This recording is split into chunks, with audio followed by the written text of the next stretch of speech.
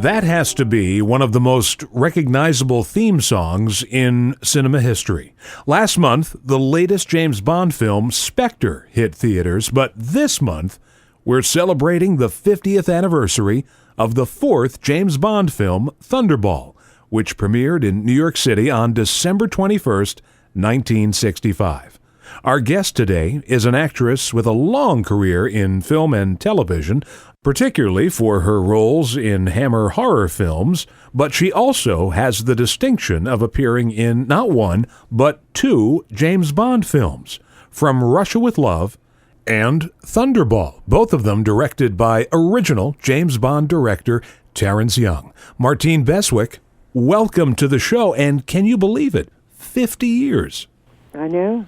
It's amazing. I'm so amazed every time I turn around and people go, "Oh, Thunderball. Oh, so exciting. Oh, it's my favorite film." 50 years later, I still get this. And in addition to the Bond fan base and also the Hammer Films fan base, I just discovered this the other day. There is a huge fan community for the $6 Million Man. I know, and it's interesting because I hadn't seen Lee in years. And I'd done both The Fall Guy and The $6 Million Man several times.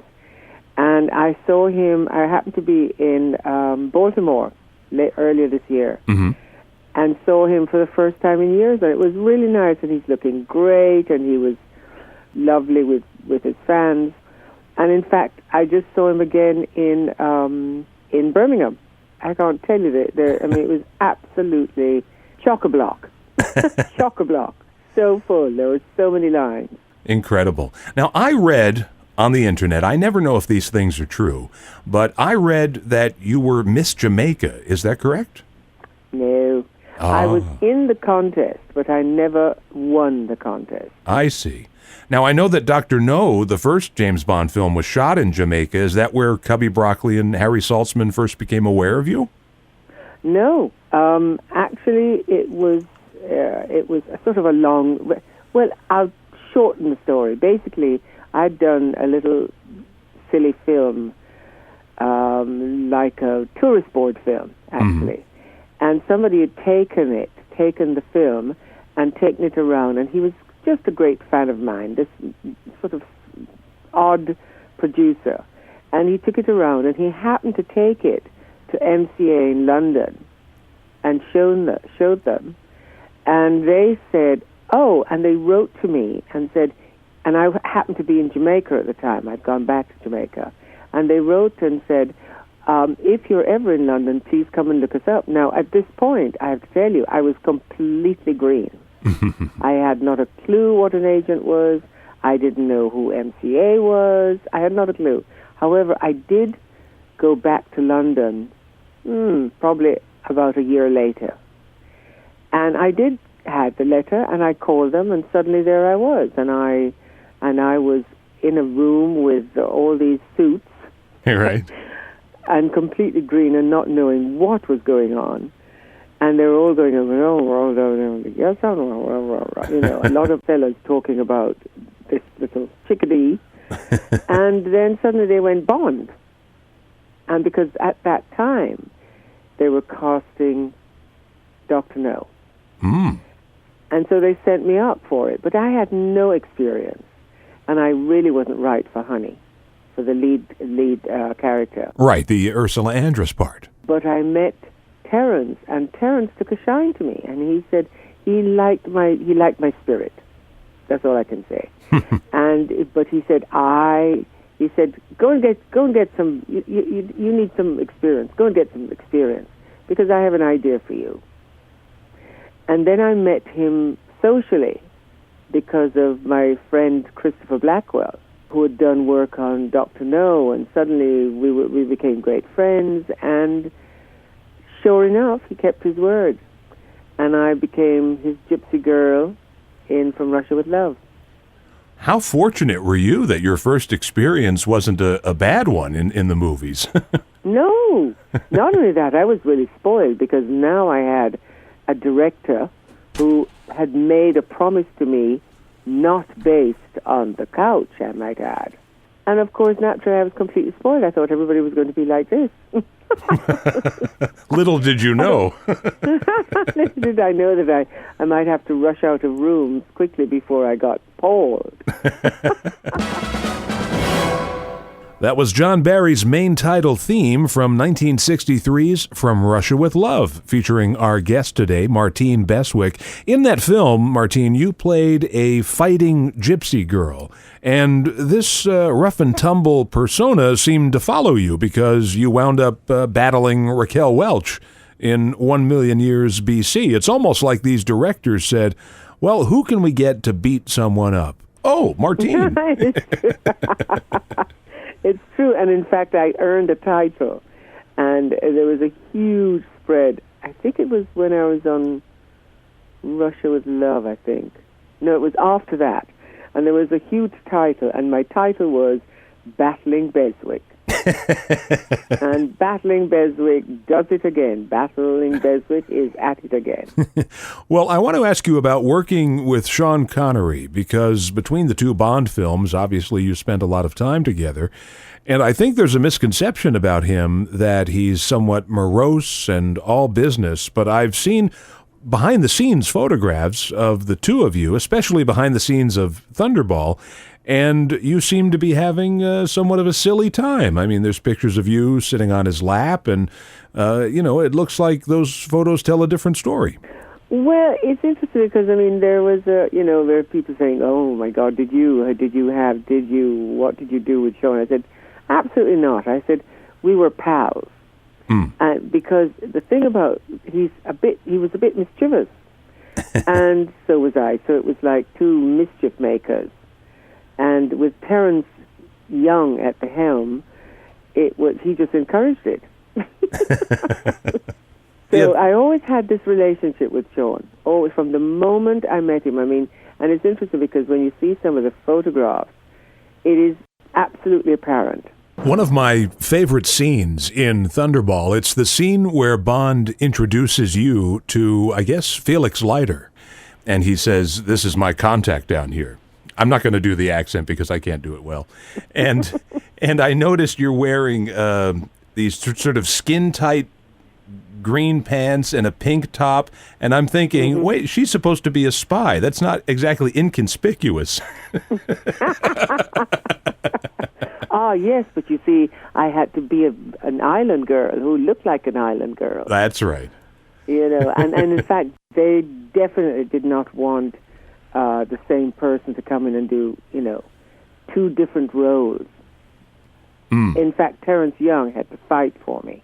He was the one. That is what he kept saying, because they were going to call somebody who wasn't an island girl. And he said, that was ridiculous. She's Jamaican. This is an island girl. This is the character. She has to play it. She's absolutely perfect for it. And they kept saying, no, absolutely not. We can't do this. And then he just kept on at them, and they gave in. Well, while Dr. No and From Russia with Love were certainly hit films, the Bond series really kicked into overdrive by the time Goldfinger came out. And then by Thunderball, it was the biggest thing in the world. It was a global phenomenon. Was there a difference between making From Russia with Love and then Thunderball? Well, first of all, it was I had a bigger part, right. And also it was the zenith of Bond at that point. I mean, when we were in Nassau, literally from all over the world, newspapers, magazines came down. I mean, and there was just constant publicity. I mean, if we weren't working, and in fact, the first few weeks that I was there, I wasn't working. Well, I was working. What I had to do was lie around, get a tan, and eat a lot. Because I was unbelievably pale. I was gray, basically. I hadn't seen the sun in years. And also I was very thin. So, they kept, go on, eat. And I went, oh, all right. I had a wonderful time doing that. But the publicity, I mean, you cannot imagine. Every magazine, newspaper, everyone was down there. And in fact, they were like the friends of Terrence and of, I think, of Cubby and Harry and everybody who came down, and they were like the richest people in the world arriving in their yachts. So it was just, it really was Bond behind the scene, in front of the camera and behind the camera. Yeah. It was the best shoot ever, and all of us definitely said it was unbelievable. Just 2 months, for me it was 2 months in the Bahamas and a little while in London, but it was just an amazing shoot, absolutely amazing. There's even a time ever. I can Best imagine. time ever. There's even a 1965 TV special called The Incredible World of James Bond, and you're in it. I don't know if you know that you're in it, but you're in it, and you're on. I think I might have heard about this. Yeah, well, you're on the beach in this very nice-looking bathing suit, and you're waving a spear around, and the voiceover is saying the Bond girls have to go through extensive training to fight off the bad guys. And I'm thinking, really? Okay, well, maybe, you know. I always love that picture. I know exactly the picture you're talking about. Basically, it's the picture of me with this huge, with these three, isn't it about with these three guys, right, sort of underwater guys, about to kill me, right? Right. And of course, it looks like I am about to win. Right. Don't be ridiculous. I'm a dead person. I have to ask this question, and it's a silly question, I guess, but who is your favorite Bond actor? Of course it's going to be Sean. It's going to be Sean. I mean, as far as I'm concerned, he's still my favorite. I mean, my next favorite, Roger was adorable and fun, but I think my next favorite was probably Pierce. Basically because he had the same kind of, tongue-in-cheek sort of mischief, humor. Right. And that I thought has been lacking in Daniel Craig. I mean, but it's also because of where they're at, and I know they're bringing it up to date, and there's a whole, thing about it. I have to say that I did not particularly like Daniel Craig, because I was still stuck on Sean. However, I have to say that Skyfall, none of the other films did it for me, but Skyfall was a very good film. And so I came over to Daniel. But I'm sorry, he has not replaced Sean, I'm afraid. Well, what's funny is a friend of mine, Steve, we are Bond fanatics, and we'll talk on the phone for hours about these films.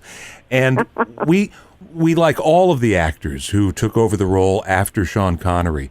But we always say, well, this one's good, but he doesn't quite do the jokes as well.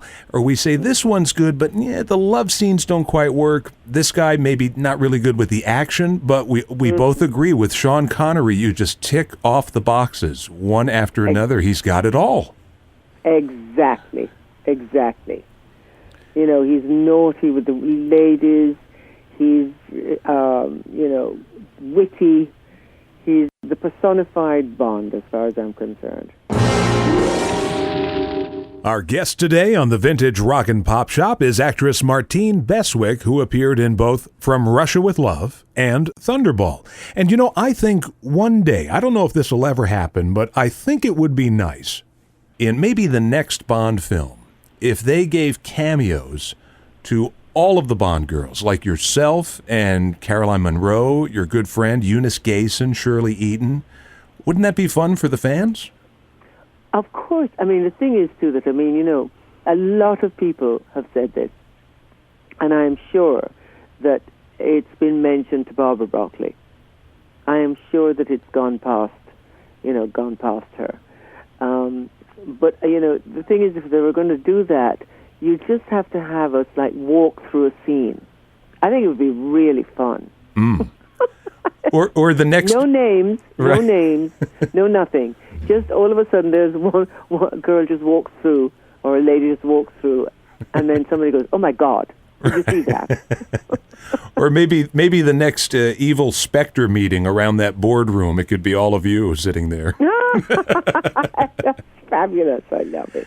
Now, I would be remiss if I didn't mention the Hammer films. I know the Hammer horror fans are going to scream at me if I don't mention some of your films. I have to tell you a quick story here. I saw the movie Dr. Jekyll and Sister Hyde when it debuted on television, and I came in a few minutes late, so I didn't catch the title of the movie, but I figured out that it was a Dr. Jekyll movie. So, when Ralph Bates undergoes his transformation, I was expecting a monster. I remember thinking, what is going on here? But it's a very clever film. It was a really interesting. I mean, I have to tell you though, David, the first time I heard it, I started laughing. I literally burst into huge laughter. I said, "You've got to be kidding! They're going to take him into her. That's not going to work."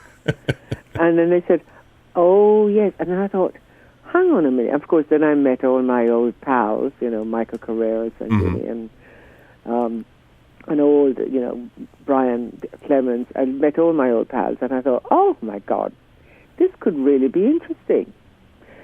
And I think, in fact, much later, Roy Ward Baker and I met, and he said, he said we should have really explored the male-female thing, because that's what I thought. I thought all of us have male-female in us. Mm-hmm. Wouldn't it have been more interesting if we could have seen more of? They did touch on it, right? Where we get a bit confused. Mm. About, like, for instance, there are moments when, the one upstairs that I am after, that I am sexually drawn to, and suddenly when I become him, he is sexually drawn to. So we should have had more of that sexual confusion. More of that duality. It would have been really interesting.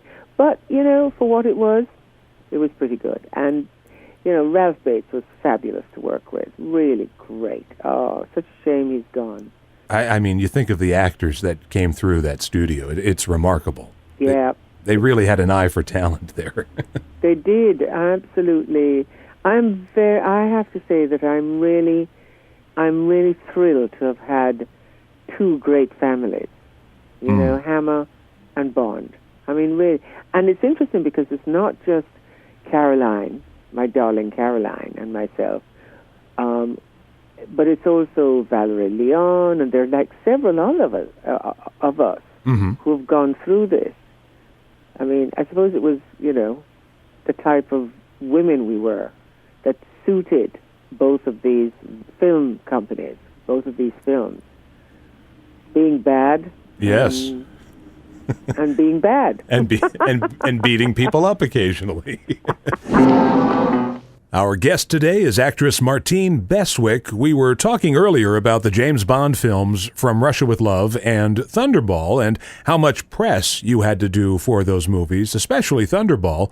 And in a way, you're still doing publicity for those films because they have Bond events, don't they, all over the world, and you're invited to them. Yes, we haven't been invited very much. The Norway one was fabulous. We just went to Norway. And it was the 50th anniversary of Thunderball, but it was also UNICEF charity event, and it was just great. But there are not a lot of them, unfortunately. I would like to be going to many more, but when they come up, they're just fantastic. Really fantastic. So if people wanted to catch up with you and maybe find out when you next will make a personal appearance, where would they do that? That is a good question.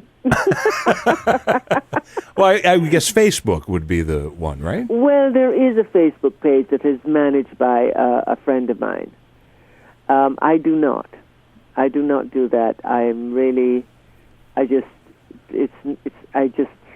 It's not what I can do. I'm not. First of all, I'm basically an idiot on IT. I mean, I'm so behind. But I know, it's not it's just not what I want to do. But luckily, this friend of mine, so if they, go on Facebook, and I have nothing planned at the moment, so there's nothing really on, I won't know until next year, early next year. So, and I'm hoping to get a couple of shows in America next year, but I don't know where or when. I mean, I wouldn't do them if I didn't. My whole thing about life, anyway, is about having fun. And unless I can have fun in whatever I do, I'm not going to do it. It's as simple as that. And I do have fun at these shows, these autograph shows, or conventions, whatever one calls them. And especially because I have my beautiful sister gang that I travel with. We just love having these times, and we're really, really appreciative of the fans. I mean, they are just amazing. I'm gobsmacked. Wonderful English expression. Every time they come up, and I just go, really? Oh, I've known you. I'm such a fan. And I go, really? And I still am amazed. I'm still amazed after all these years. And I do enjoy it. I really do. I want to thank you so much for coming on and spending some time with us. It's been a great thrill to speak with you. And as you can tell, I'm a huge James Bond fan. So I'm speaking to a Bond girl. I couldn't be happier. Thank you so much. Well, it's been a pleasure, Dave. Really, really. And, if I'm ever, since we're in contact now, if I'm ever around your area or close to you anyway, I will definitely get in touch. Have a great rest of your day. Thank you very much indeed. It was an absolute delight.